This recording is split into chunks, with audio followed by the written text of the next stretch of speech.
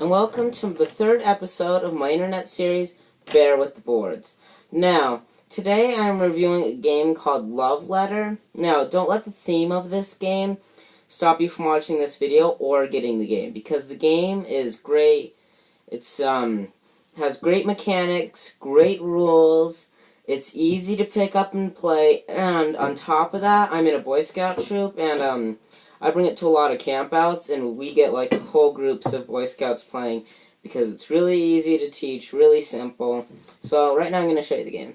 So the game comes in this like really great little pouch called really great pouch. It ties together. It's about like reference the size of my hand, so it fits in the palm of your hand. I'm going to show you what comes in the pouch. So let me just get this knot untied. Derp derp derp derp derp derp derp.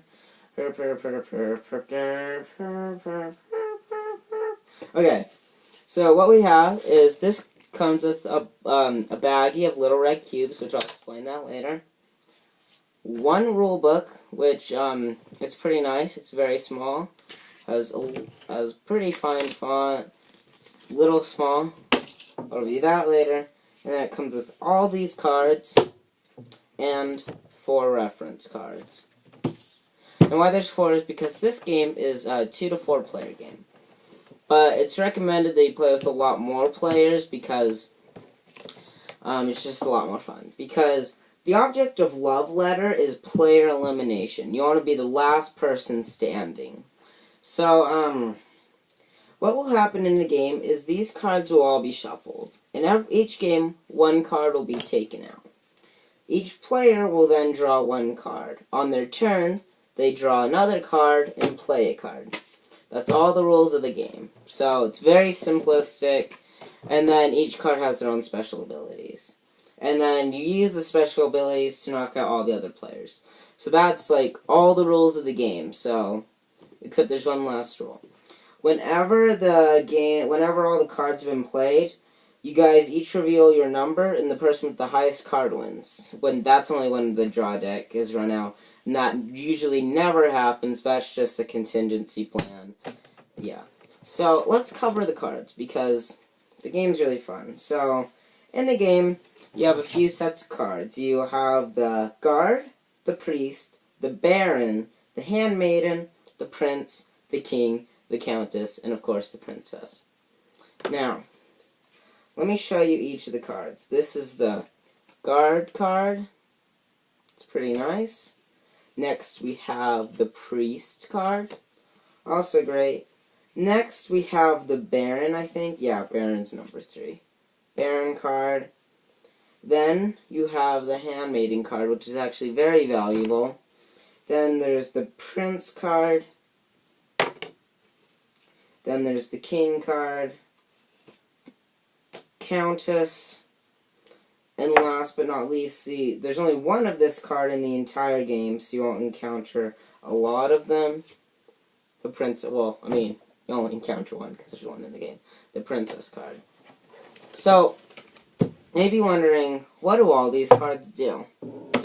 So, what do they do? Let me just get these into a pile, because, yes.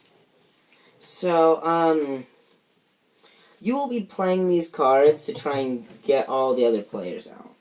Now, one of the most valuable cards in this game is the Guard card. Let me show you that one more time.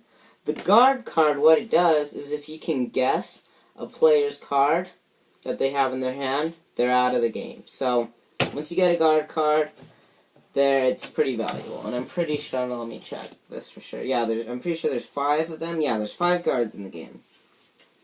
Next, you might be wondering, well, how do I find out the other player's card? Use this, the Priest card. The Priest lets you discover somebody else's card. Now, because each person will be having 1 card in their hand at a time, because you draw and play cards, then you're back to 1. The next card that we have is the Baron. This is pretty valuable. What happens is you compare numbers, and the higher number wins, and the other person's kicked out.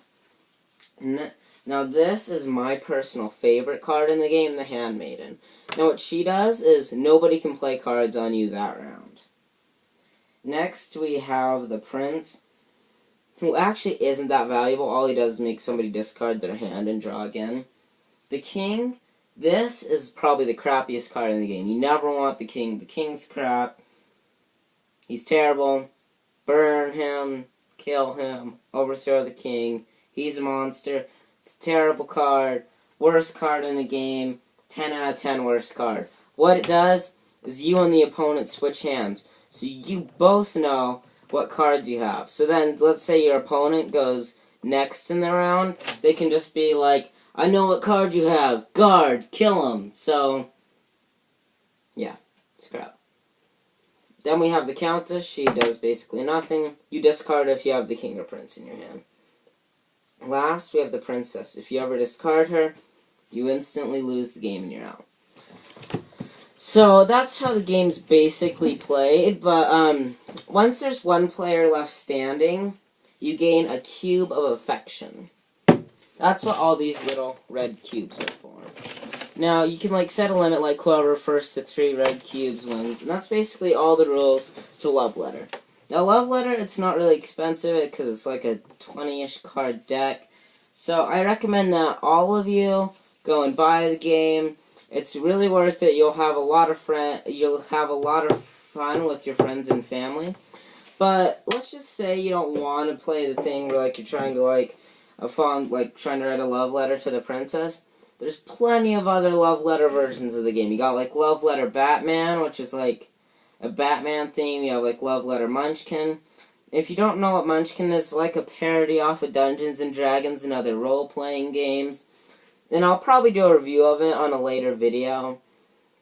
Yeah, I probably will do that. But for now, it's a pretty great game. Even if you don't like the theme of it, you can get the game in other themes. So I really highly recommend it, and it's really an essential part of any gaming collection.